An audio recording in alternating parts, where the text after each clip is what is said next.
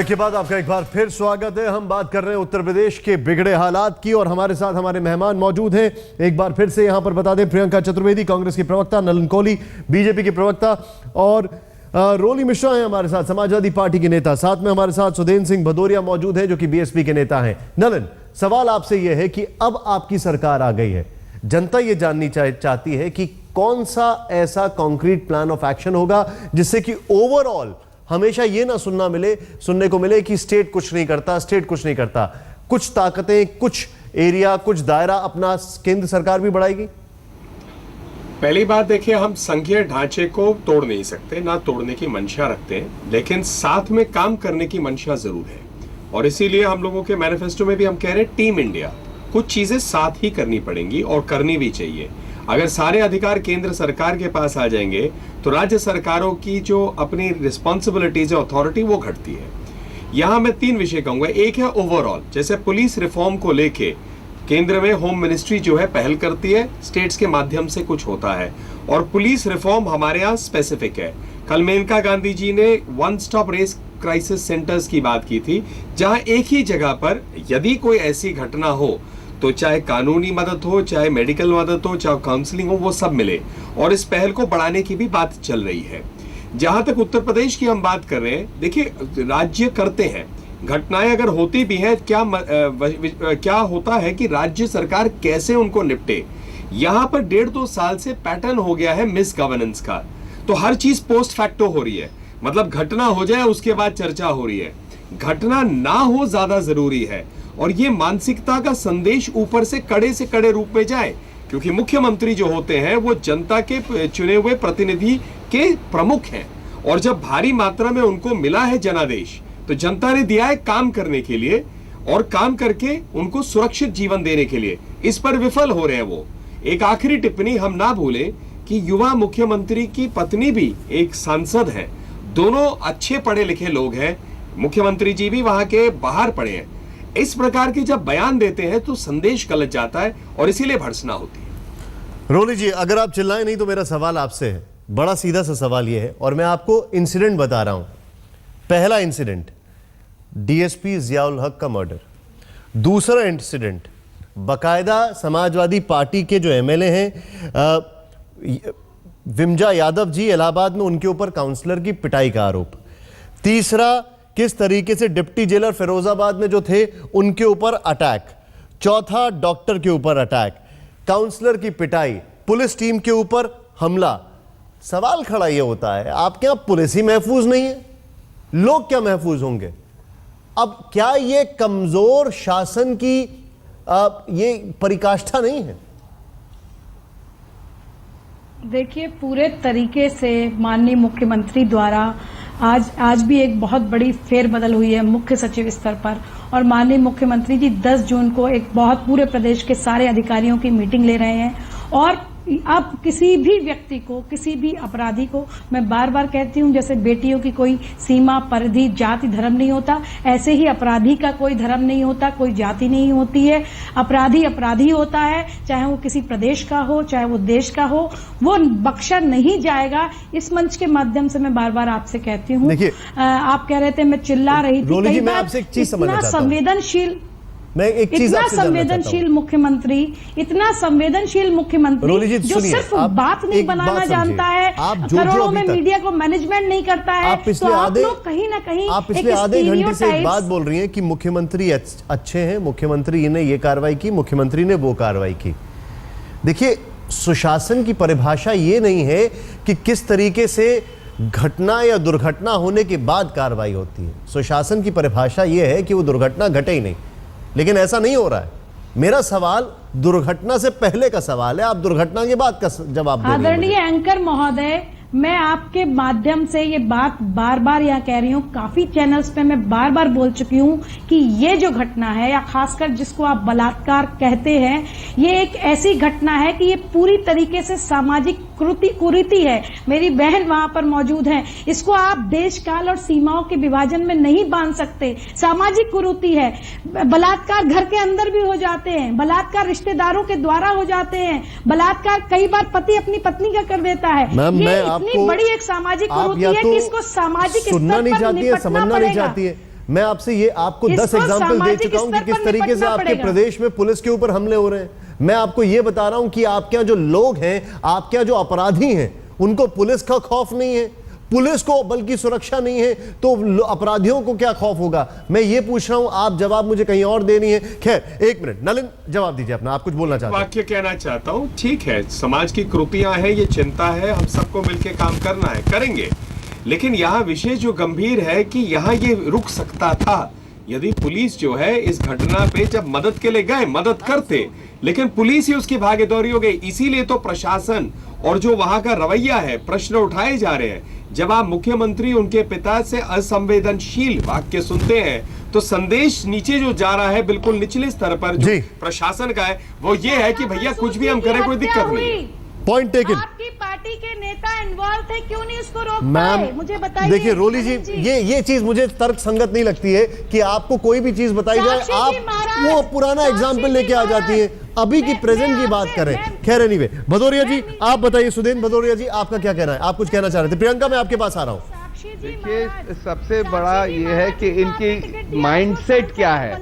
देखिए, इनकी जो मानसिक इस समय जो बनावट बन गई है वो बहुत ही अहंकार की है, और इनकी वो भाषा से, बॉडी लैंग्वेज से। नहीं, भदौरिया जी मैं एक चीज आपसे जानना चाहता हूं। देखिए, आप वहां पर आपने भी वहां पर शासन किया है और इनसे ठीक पहले किया है। वहां पे सबसे बड़ी दिक्कत यह है कि अहंकार है, या वहां पे सबसे बड़ी दिक्कत यह है कि अखिलेश यादव एक कमजोर मुख्यमंत्री है, मल्टीपल अलग अलग पावर सेंटर्स बन गए हैं, समझ में ही नहीं आता इंस्ट्रक्शन कहां से आना है। दिक्कत क्या है भदौरिया जी?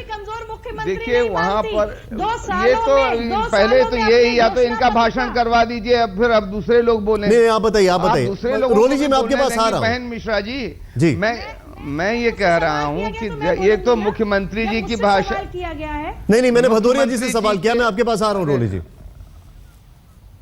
देखिए, जब मुख्यमंत्री जी की ये भाषा होगी, और इसके साथ साथ मैं ये भी कहना चाहता हूं कि पुलिस के अफसर, फैजाबाद में एक लगभग 40 वर्ष की महिला का बलात्कार हुआ, वो जब पुलिस में रिपोर्ट लिखाने गई तो वहां के आला अफसर पुलिस के कहते हैं कि तुम्हारी तो इतनी उम्र हो चुकी है, तुम्हारे साथ बलात्कार कौन करेगा?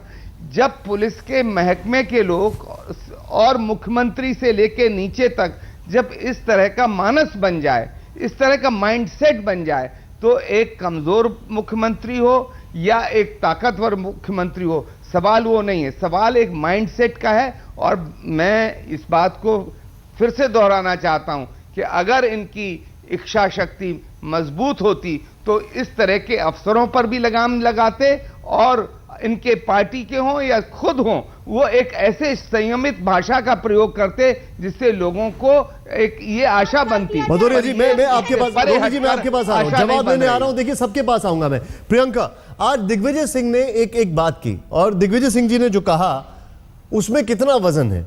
संविधान के प्रति समर्पित नहीं है, ये जाति के प्रति समर्पित है। सीधे सीधे नलिन ने अभी जो एक पॉइंट रेज किया, और बहुत बड़ा पॉइंट रेज किया, कि यहां पर इस क्राइम को रोका जा सकता था अगर पुलिस रिएक्ट करती। पुलिस ने रिएक्ट नहीं किया। पुलिस के ऊपर यह दिग्विजय सिंह का बयान था, आपका रिएक्शन?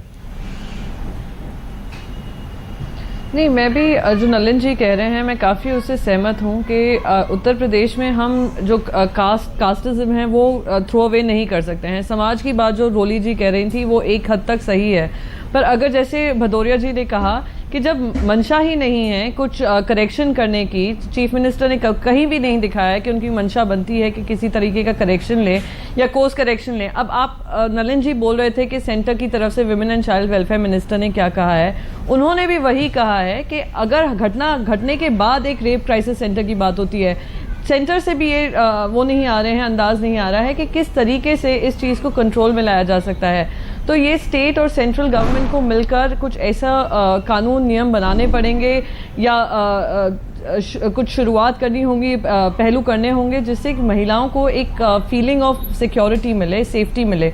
और ये जाति धर्म के बात में बार बार करते हैं। उत्तर प्रदेश को लेकर के इलेक्शन जो लड़े गए थे, भारतीय जनता पार्टी को डेवलपमेंट के मुद्दे पे मिला था, वोट्स मिले थे। तो हम चाहेंगे कि सेंटर इसमें ज़्यादा सक्रिय भाग लेकर इसमें उत्तर प्रदेश को एड्रेस करें, उत्तर प्रदेश की प्रॉब्लम्स को एड्रेस करें। जी रोली जी, अब आपके पास में आऊँगा। एक यहाँ पर पॉइंट जो सामने आया है वो बड़ा सीधा सीधा पॉइंट है। आपने सोशल प्रॉब्लम की बात कही, सब जानते हैं, और मेरे पास एक आंकड़ा है जो मैं आपसे शेयर करूंगा बाद में, अभी नहीं, लेकिन मैं सोशल प्रॉब्लम से आगे बढ़ रहा हूं। यहां पर एक बड़ा वैलिड पॉइंट था जो शो में हमने शुरू में ही उठाया था, और नलिन ने इस चीज को बड़ा अच्छा फोर्सफुली रखा है। इस क्राइम को रोका जा सकता था अगर वहां पे पुलिस में मंशा होती। आपका जवाब यह हो सकता है कि पुलिस को हमने सस्पेंड कर दिया है, लेकिन मैं ये जानना चाहता हूं कि पुलिस अगर ऐसा बर्ताव कर रही है तो आपको लगता नहीं है कि आपकी सरकार को सोचना पड़ेगा कि कहां गलती हो रही है? नहीं, निश्चित हो जाएंगे। मैं आपसे बता रही हूँ कि 10 जून को माननीय मुख्यमंत्री जी पूरे प्रदेश के सारे बड़े बड़े वरिष्ठ अधिकारियों को मीटिंग ले रहे हैं, और माननीय मुख्यमंत्री जी की तरफ से ये मैसेज जा चुका है सारे अधिकारियों को। जिस दिन ये घटना हुई थी उसके तुरंत बाद जो हमारे डीजीपी साहब है उनको बुलाया गया, प्रमुख सचिव गृह को बुलाया गया, और माननीय मुख्यमंत्री जी ने पूरे तरीके से कह दिया है कि किसी भी तरह की कोताही, किसी भी तरह की अराजकता, किसी भी तरह के अपराध को अब बख्शा नहीं जाएगा। जी, बात मैं आपको इस मंच के माध्यम से कह रही हूँ। और आप आने वाले कुछ समय में इस बदले नहीं, वाकई में अगर ऐसा किया जा रहा है तो हम इसकी सराहना भी करेंगे, लेकिन आपने जो आंकड़े की बात की, जो सोशल ईवल की बात की, मैं आपको एक चीज बताना चाहूंगा। मैं ब्रेक लेने जा रहा हूं, एक चीज बताना चाहूंगा। इस देश की आधी आबादी तो उत्तर प्रदेश में नहीं रहती है, लेकिन नेशनल कमीशन ऑफ वुमेन का यह कहना है कि इस देश में आधे महिलाओं के क्राइम की जो रिपोर्ट आ रही है वो उत्तर प्रदेश से आ रही है।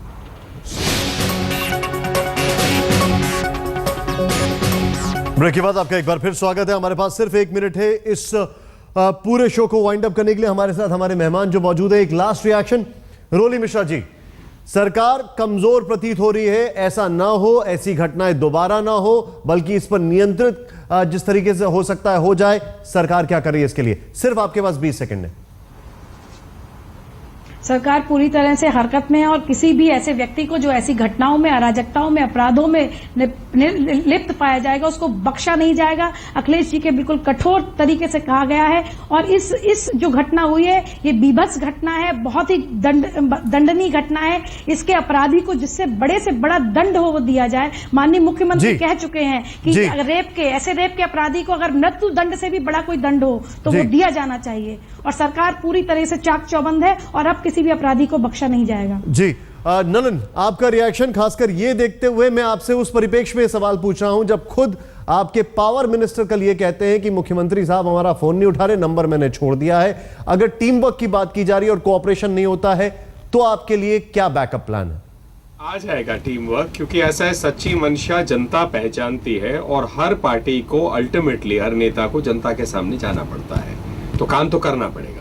अब रही बात दूसरी कि जो वहां पर है, दंड जो भी मिले जल्द ही मिले और एक संदेश तुरंत जाए। साथ ही साथ मुझे लगता है मुख्यमंत्री और उनके जो अन्य नेता हैं, मुलायम जी सब, इनको बहुत अपने स्पष्ट शब्दों में अपने जो गलत उनके बयान गए उसको ठीक करना चाहिए कि हम जो है इस प्रकार के हरकत को बिल्कुल माफ नहीं करने वाले हैं, और इस प्रकार की हरकत उत्तर प्रदेश में होने नहीं देंगे। तभी निचले स्तर तक पहुंचेगी बात। जी प्रियंका, अगर आपकी पार्टी की बात की जाए, आंकड़े कम हो गए हैं, लेकिन आंकड़े से आवाज की गूंज कम नहीं हो सकती है। राहुल गांधी आज पहुंचे थे, आगे आप ऐसी चीजों को कैसे परस्यू करेंगे? नहीं, बिल्कुल हम परस्यू करते रहेंगे, ना ही सिर्फ उत्तर प्रदेश में, भारत के हर कोने में जहां जहां देश की जनता के साथ नाइंसाफी हो रही है उनको इंसाफ दिलाने में, और हम सेंट्रल गवर्नमेंट और स्टेट गवर्नमेंट सभी जगह पर पे प्रेशर बनाकर रखेंगे कि वो जनता की सेवा के लिए, जनता के ने वोट दिया है उनके लिए काम भी कर रहे हैं। बहुत बहुत शुक्रिया आप तीनों का हमसे बातचीत करने के लिए, हमारे लिए आपने समय निकाला। लेकिन इस शो को वाइंड अप करने से पहले एक बार फिर से आप तीनों का बहुत बहुत शुक्रिया। इस शो को वाइंड अप करने से पहले एक बार फिर से यहां पर जो हमने लिखा था, यूपी में आपको खतरा तो नहीं।